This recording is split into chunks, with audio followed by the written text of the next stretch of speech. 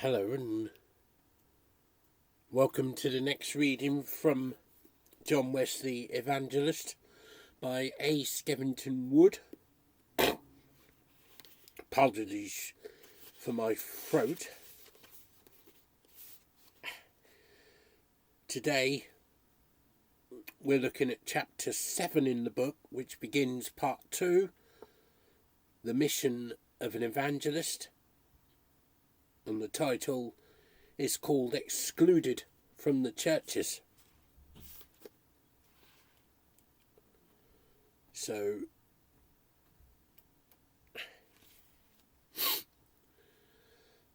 it is currently May 23rd,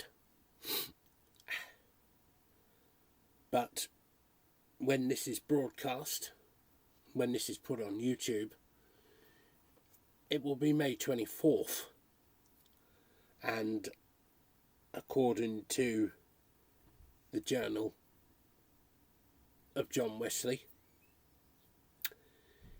his Aldersgate Street conversion happened on that day 288 years ago, 1738, when someone was reading Martin Luther's epistle to the Romans. I have a moth, well, for company, pardon me, and he felt his heart strangely warmed during that time of the reading. But here we read chapter 7 from the book, 288 years later nearly. It was a Monday, May 24th this year is a Sunday. I have a feeling it will be a Monday next year. Yes, it will, because it's not a leap year.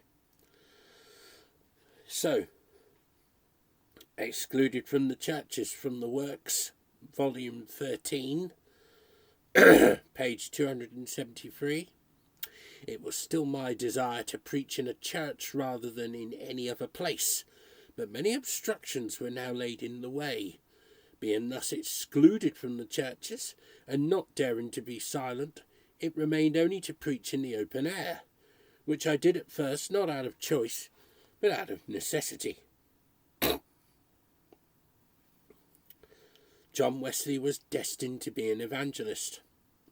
Along with George Whitefield and his own brother Charles, he was called of God to lead the mission to Britain. Within 20 years, however, Charles was to retire almost completely from active campaigning. Whitefield died in 1770, worn out by his Herculean labours, but John battled on for over 50 years and lived to see the tide turned and a nation awakened. He was the chosen apostle of the masses, but before he could reach his divinely appointed constituency, a way of approach had to be found. Traditional methods would never succeed in touching the thousands outside the churches. A new means of contact was needed. It was provided by open-air preaching. But Wesley did not immediately choose this medium. It was virtually forced on him. At first he exercised his evangelistic gift within the established church. But though a great door and effectual was opening to him, there were also many adversaries. Between his conversion in May 1738 and the launching of the mission proper in April 1739, the pulpits of London were rapidly closing on him. Being excluded from the churches, he was driven into the fields. Henceforward he was to be a predominantly extramural ministry. In his A Farther Appeal to Men of Reason and Religion, 1745, he explained the situation. As soon as he had obtained a clear view of salvation by grace through faith, he made it his only theme. He enforced it with all his might in every church where he was asked to preach, and on occasion also in the religious societies. He was overwhelmed with invitations. Things were in this posture when I was told I must preach no more in this and another church. The reason was usually added without reserve, because you preach such doctrines. Be pleased to observe, he went on, that I was forbidden, as by a general consent, to preach in any church, though not by any judicial sentence, for preaching such doctrine. This was the open, avowed course. There was at that time no other, either real or pretended, except that the people crowded so. In a letter written to Samuel Walker, the evangelical curate at St Mary Truro, Wesley recalled the reproach he had to bear in this initial period of his work. He had known something of it at Oxford, he said, but it was abundantly increased when we began to preach repentance and remission of sins and insist that we are justified by faith. For this cause we were excluded from preaching in the churches. I say for this, as yet there was no field preaching, and this exclusion occasioned our preaching elsewhere, with the other irregularities that followed. Therefore all the reproach consequent thereon is no other than the reproach of Christ. That was his letter dated 19th of September 1757. Why were the Wesleys banned by the established church? Inquired J. Henry Martin in a Wesley Historical Society lecture on John Wesley's London chapels. The answer is substantiated by the facts. In a sentence, it may be stated that the denial of the parish pulpits was due to their preaching of the evangelical doctrines. That's from his book, Martin's book, John Wesley's London Chapels, published in 1946. At this stage it was not an objection to methods, it was an objection to the message. The gospel itself was the scandal. Whitfield met with a similar rebuff when he returned from America towards the end of 1738. When he had been in London before, he was widely welcomed. Now he found that he was no longer allowed to enter most of the pulpits. Wesley had a foretaste of this exclusion even before the Aldersgate Street experience.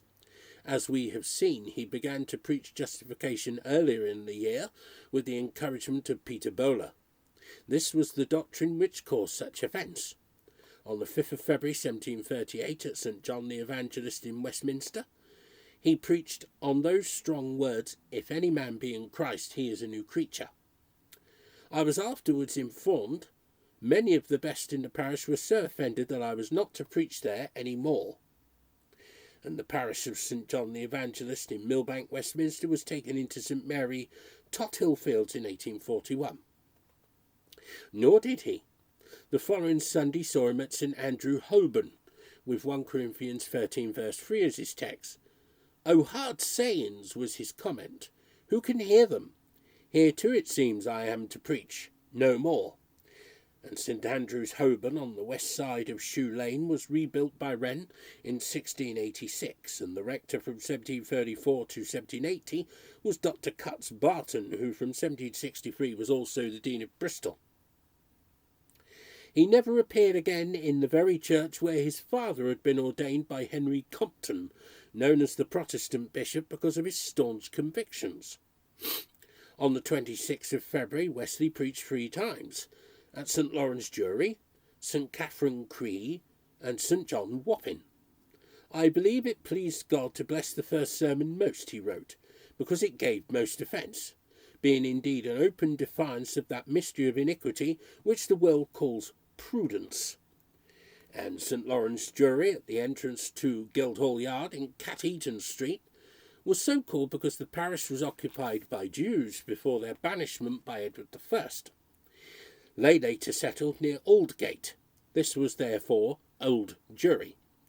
Dr. William Best was vicar from 1729 to 1761. St Catherine Cree in Leadenhall Street stood on the site of the former priory of the Holy Trinity, and one of the religious societies met there. Robert Fawkes was the incumbent from 1732, and the rector of St John Wapping from 1734 to 1748 was Samuel Shenton.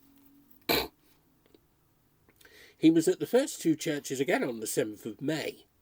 He was enabled to speak strong words at both, and was therefore the less surprised at being informed that I was not to preach any more in either of those churches.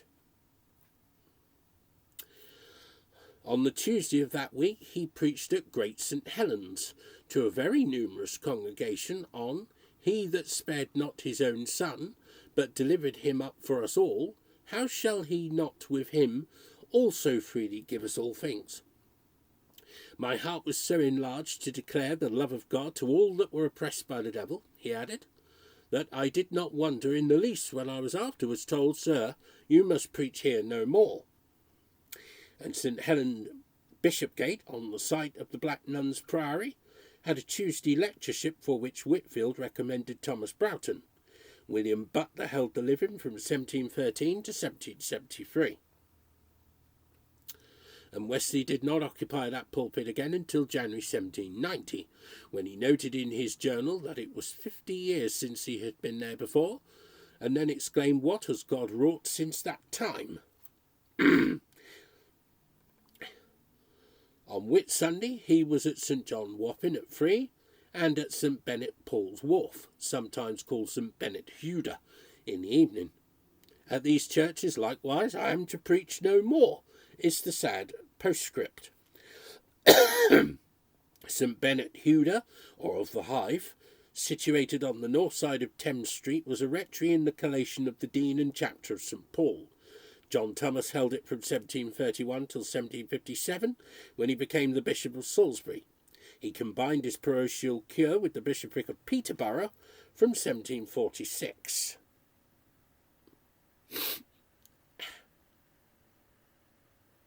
In the morning he had heard Dr. John Haylin, the popular rector of St. Mary the Strand, deliver a truly Christian sermon on the filling of the Spirit.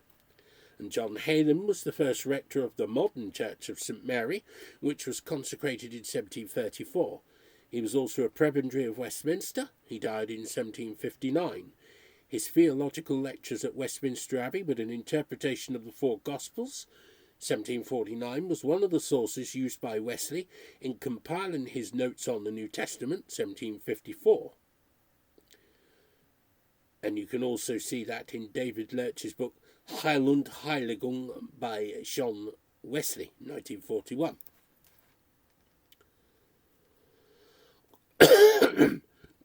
It was after he had assisted Dr. Haylin with the administration of Holy Communion afterwards, the curate having been taken ill, that Wesley received the surprising news that his brother had found rest to his soul. As he had been warned, Wesley was not permitted to preach again either at Wapping or at St. Bennet at this period. Thus, even before his evangelical conversion, Wesley was beginning to pay the price of faithfulness to the truth. The first Sunday after his heartwarming gave him a further indication of what he might expect. "This day I preached in the morning at St. George's, Bloomsbury, on 'This is the victory that overcometh the world, even our faith,' and in the afternoon at the chapel in Long Acre, on 'God's justifying the ungodly.' The last time, I understand, I am to preach at either." And then he made this significant act of obedience: "Not as I will, but as thou wilt." And the rector of St. George from 1731 to 1761 was Edward Vernon, who also held the living of Orwell in Cambridgeshire. In point of fact, he did go again to Bloomsbury in October 1738, but that was his last visit. He was not at Long Acre again. If Wesley had imagined that what happened at Aldersgate Street would usher in a period of recognition, he would have been cruelly disappointed. But it is unlikely that he entertained such sanguine hopes. He knew he had a cross to bear. The monotonous succession of refusals began to beat out a divine communique to him. It was impressed upon him that wherever his sphere of witness lay, it could not be in the Anglican churches. As the door of one pulpit after another was firmly closed on him, he realized that God had another plan in store. He was ready to wait and see what it was, but meanwhile, for the rest of 1738 and into 1739, he had to endure continual obstruction. It may seem tedious to prolong the catalogue, but it is important that the relentless facts should be rehearsed. They make it clear beyond all doubt that Wesley only left the churches when they rejected him. He was brought to the point where, like Martin Luther, He could do no other. He dare not be silent. If he was to declare his new-found, though not novel, gospel, it could not as yet be in the parish pulpits. We pick up the sad trail in 1738, September, after Wesley's return from the Moravian settlement at Herrnhut. I began again to declare in my own country the glad tidings of salvation, he wrote in his journal on the 17th of September 1738. As the diary for these days is lost, we do not know where he preached 3 times on the 17th of September. The next Sunday he was at St. Anne and St. Agnes, the parish church of John Bray, the Moravian, with whom he was staying, and twice at St. John Clerkenwell. I fear they will bear me there no longer, was his laconic report. And St. Anne and St. Agnes in Aldersgate on the north side of Pope Lane was formerly known as St. Anne in the Willows, because of the trees there. The rector from 1736 to 1764, Dr. Fifield Allen, was also vicar of St. Paul's, Hammersmith, and archdeacon in both of Middlesex and St. Albans. His apprehension was justified in the outcome. On the 8th of October he went for the last time to the Savoy Chapel, where Dr. Anthony Horneck had once ministered, who formed the religious societies of the previous centuries. In a letter to the Moravian brethren at Herrnhut at this juncture, Wesley could still hold out some hope of continuing opportunities. Though my brother and I are not permitted to preach in most of the churches in London, yet, thanks be to God, there are others left where we have liberty to speak the truth as it is in Jesus. But their number was quickly diminishing. On the 22nd of October he paid his final visit to St. George Bloomsbury, and appeared in St. Paul Shadwell, where he was not to be again until 1777. The 14th of December. All Hallows on the Wall heard him on the 29th of October. Strange doctrine to a polite audience, he commented, and All Hallows, as its name applies, stood close to London Wall. The rector from 1736 to 1758 was Samuel Smith. Dr. William Crowe, the rector of St. Botolph, Bishopsgate, had shown no small kindness to the Wesleys, and after the first appointment of band leaders on the 5th of November, the society worshipped there with John Wesley preaching. And it was Wesley's diary which mentioned the appointment of band leaders. 6.5 singing, the bands met, chose leaders by lot. William Crowe was rector from 1730 until his death in 1742. He was also rector of St. Mary Finchley and chaplain both to George II and Edmund Gibson, the Bishop of London. St. Botolph, associated with the ministry of Nehemiah Rogers, the Laudian preacher, was rebuilt in 1725 by James Gold. But despite this friendliness, we do not hear of Wesley being there again. The same evening he preached to such a congregation as I never saw before at St. Clement's in the Strand. As this was the first time of my preaching here, I suppose it is the last. It was, until 1782, 24th of November. One of the most hospitable churches, both to Whitfield and the Wesleys, was St. Anthony, or St. Amphlin, as it was known. Here Dr. Richard Venn, the father of Henry Venn, the Anglican evangelical, was lecturer in charge. John Wesley was there on Wednesday the 15th of November, but not again for 40 years to the very day. St. Amphlin, situated on Budge Row, had been rebuilt to Wren's design. It is said that the singing of psalms in Protestant Anglican worship was first introduced in this church, and the parish was later united with St. John the Baptist of Walbrook. Not long afterwards, Charles Wesley was told that Dr. Venn had forbidden any Methodist to use the pulpit. The melancholy record persists to the end of the year. St. Swithin, London Stone, St. Bartholomew the Great, Christ Church, Spitalfields, and St. Mary Matfellan, Whitechapel, are included. St. Swithin, London Stone, for the last time, 17th of December 1738, Wesley did not preach there again until the 2nd of December 1781, but thereafter quite often. St. Bartholomew the Great, Smithfield, was not mentioned after 24th of December 1738 until 31st of May 1747, but twice more in that year and twice in 1748. Christchurch Spitalfields may be the church mentioned in the journal on the 31st of December 1738. For Kernock surmised some error in the text which speaks of an unidentified St George's Spitalfields. On the other hand, this could have been Sir George's, that is, the chapel originally built by Sir George Wheeler in 1693 for the use of his tenantry, and of which he was the curate. This is now St Mary's Spital Square. Wesley did not preach at Christchurch until 20th of February 1785. There is no record of his appearing again at Whitechapel after his visit on 31st of December 1738. In none of these do we hear of Wesley preaching again at this period, although at St Bartholomew there was a university friend of Wesley's as incumbent in Richard Thomas Bateman. Bateman went up to Jesus College, Oxford in 1736. He is not to be confused with the Mr Bateman mentioned in Wesley's first diary. Kernock copied A.C.H. Seymour, The Life and Times of Selina, Countess of Huntingdon, published in 1840, in describing him as an awakened clergyman, but this was not so until after his conversion later under Howell Davis.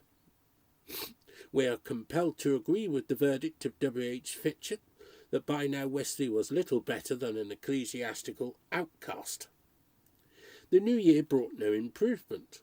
On the 10th of January, St Michael Bassenshaw, where the notorious George Lavington was rector, was listed for the last time, and the church situated in Bassenhall Street had as its rector from 1730 to 1742 the anti-Methodist polemical writer George Lavington.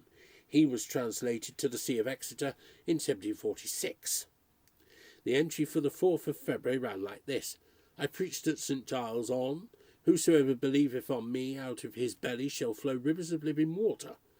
How was the power of God present with us? I am content to preach here no more. That St Giles in the Fields, near Shaftesbury Avenue, was on the route to Tyburn, and by custom the condemned were given a bowl of ale as they passed. Wesley said he preached here before he went to Georgia. 29th of October 1786, the rector from 1732, that's volume 3 by the way, to 1769 was Dr. Henry Galley, also prebendary of Gloucester. On the 18th of February the closure was even more drastic. He was to preach at St Mary's Spitalfields, referred to as Sir George Wheeler's chapel as it then was. I did so in the morning, but was not offered to conclude my subject as I had designed in the afternoon. A good remembrance that I should, if possible, declare at every time the whole counsel of God. The diary simply reads, forbidden to preach. Sir George Wheeler had married into the family of Lady Huntingdon, which makes the interruption even sadder. St Catherine near the Tower was still open, and of course St Mary Islington, where George Stonehouse was rector. Yet even at the latter, the congregation found the searching sermon rather too much for them. Many here were, as usual, deeply offended, Wesley wrote on the 25th of February. But the counsel of the Lord, it shall stand. And George Stonehouse was vicar of St Mary Islington from 1738 until he sold his living in 1740. He then retired to Woodstock, where he spent the remainder of his life in inglorious stillness. That's from Thomas Jackson's The Life of the Reverend Charles Wesley, Volume 1, published in 1841. In a letter to Whitfield, Wesley confided, I think I never was so much strengthened before. That's written on the 26th of February 1739. The same story was to be repeated in Bristol and Oxford, and even in his father's parish at Epworth. But all this was after Wesley had taken to the open air. Our concern in this chapter is with the exclusions in London in 1738 and early 1739, which made it evident that his mission to the nation must be conducted elsewhere than in the churches of the Anglican Communion. Too many obstacles were placed in his path. He could now turn to the unchurched multitudes and meet them on their own ground with an unsullied conscience. The ecclesiastical establishment failed to recognise the day of visitation. The pressure of restriction must have been disturbing to Wesley. He had been unmistakably called to declare the good news of salvation by grace, but it looked as if he was being gagged. If the pulpits of the metropolis were shut to him, it was unlikely that they should be opened elsewhere. His mission was in danger of being strangled at birth. As Professor G.R. Cragg puts it, his orbit seemed to be steadily contracting. His first reaction was to go more and more to the religious societies. These gatherings afforded him an opening to expound the word, even if mainly to the converted. Such was the power of his ministry, however, that the numbers attending were greatly increased, no doubt with some, at least, who were not yet saved. This in itself created a problem, even if it was a happy embarrassment. It was plain that the accommodations suited to the needs of a religious society, even though some of them were quite large, was totally inadequate for the purposes of mass evangelism. In the same paragraph of his farther appeal, as that in which he spoke of being denied the use of churches, he added, "So much the more those who could not hear me there flocked together when I was at any of the societies, where I spoke more or less, though with much inconvenience, to as many as the room I was in would contain." Although as yet Wesley had not discovered his evangelistic medium, it is somewhat misleading nevertheless to speak, as Professor Piet does, about a definite period of hesitation. Doughty refers to the Valley of Indecision in his book John Wesley Preacher, 1755. Sorry.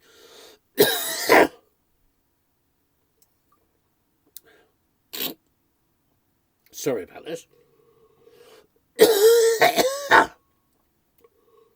I haven't paused it, have I?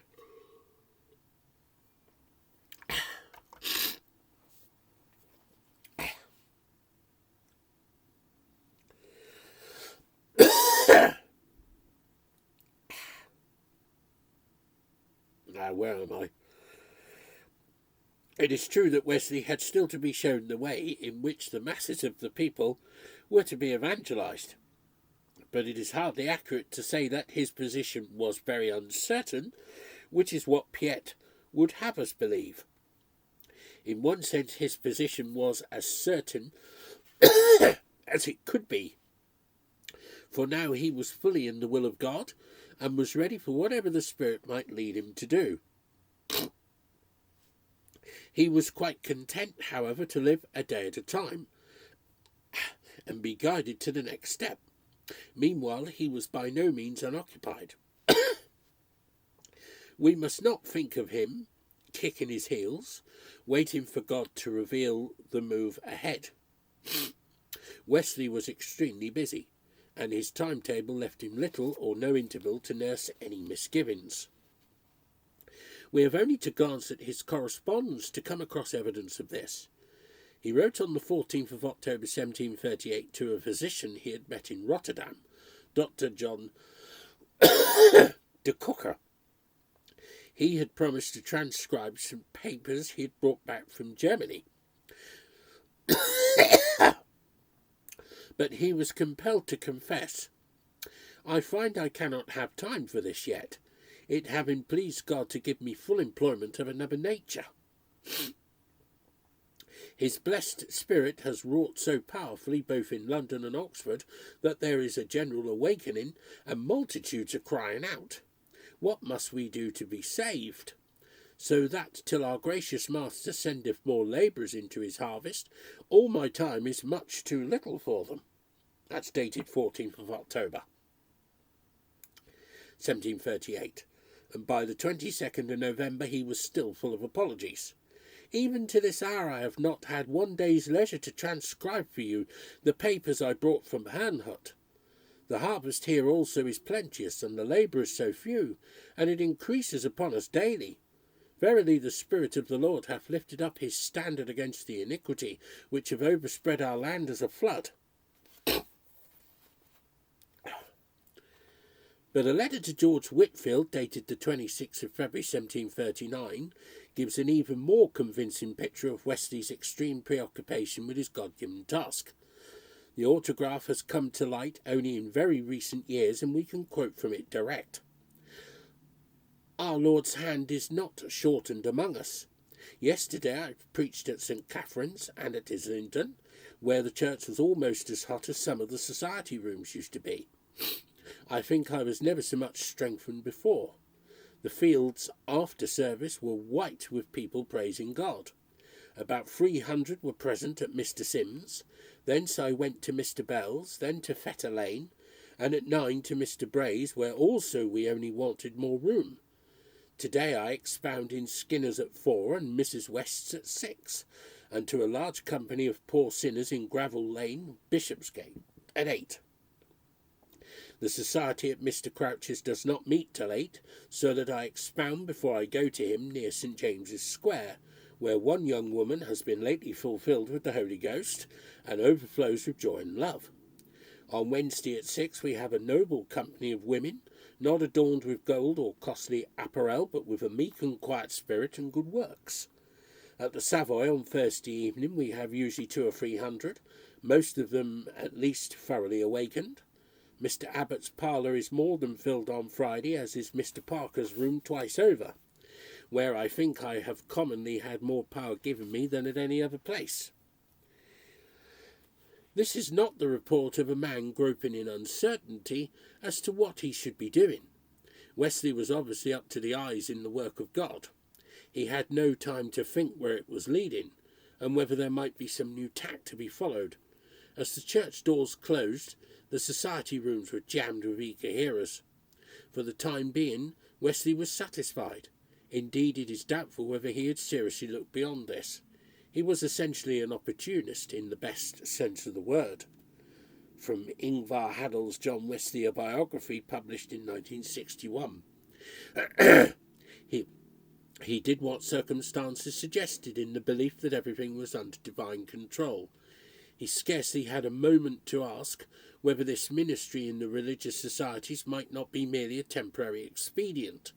Like Nehemiah, he knew he was doing a great work, and he was reluctant to leave it even when the crucial call came. It is easy for us to look back and feel that Wesley was rather slow to respond. We can see from the perspective of a later age that this was the determinative moment of his career as an evangelist.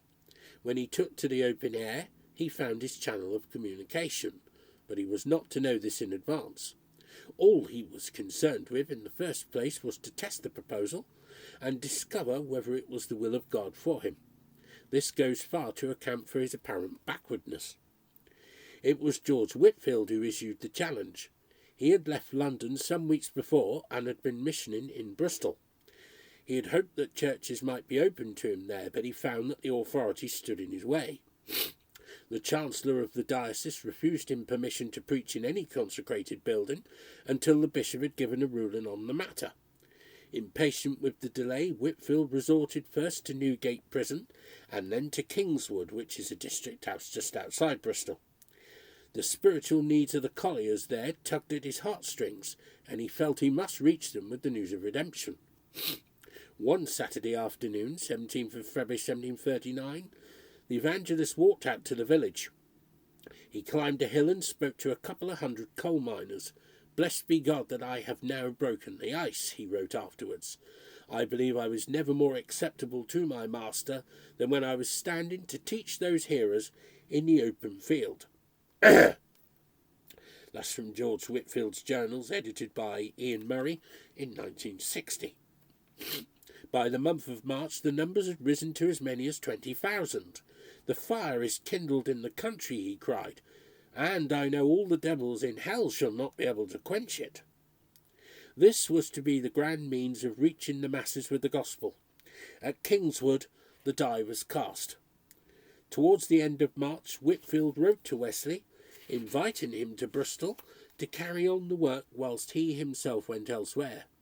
It was with touching and typical humility that Whitefield pleaded, "I am but a novice. You are acquainted with the great things of God. Come, I beseech you, come quickly." Wesley at first appeared to be more than a little unwilling. His negative reaction, however, is not to be attributed to obtuseness. He had just come back from Oxford. London was very demanding. During my stay here I was fully employed between our own society in Fetter Lane and many others where I was continually desired to expound, he explained, so that I had no thought of leaving London when I received after several others a letter from Mr. Whitfield and another from Mr. Seward, entreating me in the most pressing manner to come to Bristol without delay. This I was not at all forward to do. And William Seward had accompanied Whitfield to Georgia. He joined Howell Harris in Wales and was struck on the head while preaching at Hay. As a result of his injuries, he died on the 22nd of October 1740, the proto-martyr of the revival. However, after a rather discouraging exercise in scriptural sortilege, which we find hard to approve today, the project was discussed at the Society in Fetter Lane.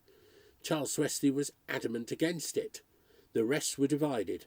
In the end, the question was settled by sacred lot. The outcome was that Wesley left for Bristol and entered, as he himself said, on a new period in his life. It was not what he would have decided if left to his own devices. It was not the unanimous choice of his Christian friends. It was the result of what the world would call chance, but who can doubt that God was in it? Wesley arrived in Bristol on Saturday 31st of March. Though tired after his travelling, he went to hear Whitfield at the Weavers' Hall at 8, and even postponed his bedtime to talk with his friend. The next day he accompanied Whitfield to several of his preaching stances, the Bowling Green, Hannam Mount, and Rose Green, and saw for himself the huge crowds that gathered and the unparalleled opportunities afforded by this unusual means of communicating the gospel. After Whitfield had left, Wesley took the plunge on the following day and began the open-air ministry which was to prove his principal medium for the rest of his life. At 4 in the afternoon I submitted to be more vile, and proclaimed in the highways the glad tidings of salvation, speaking from a little eminence in a ground adjoining to the city to about 3,000 people. The Rubicon was crossed. Wesley was an evangelist indeed. The text was prophetic in more than one sense. Not only was it taken from the book of Isaiah, it also envisaged the life work of Wesley. The Spirit of the Lord is upon me, because he hath anointed me to preach the gospel to the poor. He hath sent me to heal the broken-hearted, to preach deliverance to the captives and recovery of sight to the blind, to set at liberty them that are bruised, to proclaim the acceptable year of the Lord. Isaiah 61, verses 1 and 2. Wesley had come at long last to the threshold of his true vocation, as Professor Outler expresses it. Early in 1738 he had found his message as he accepted the scriptural doctrine of justification. On that memorable 24th of May he entered into the experience for himself. He had obeyed the call to proclaim what he believed and felt, but now he was shown the method by which this was to be most effectively done. For the next half-century, in failure and triumph, tumult and peace, obloquy and fame, the picture rarely varies. A man with an overmastering mission, acutely self-aware but rarely ruffled, often in stress but always secure, on a rock-steady foundation. And next week, God willing, we'll look at chapter 8 in part 2, entitled This Strange Way. And so until then, as always, may God bless you all. Amen.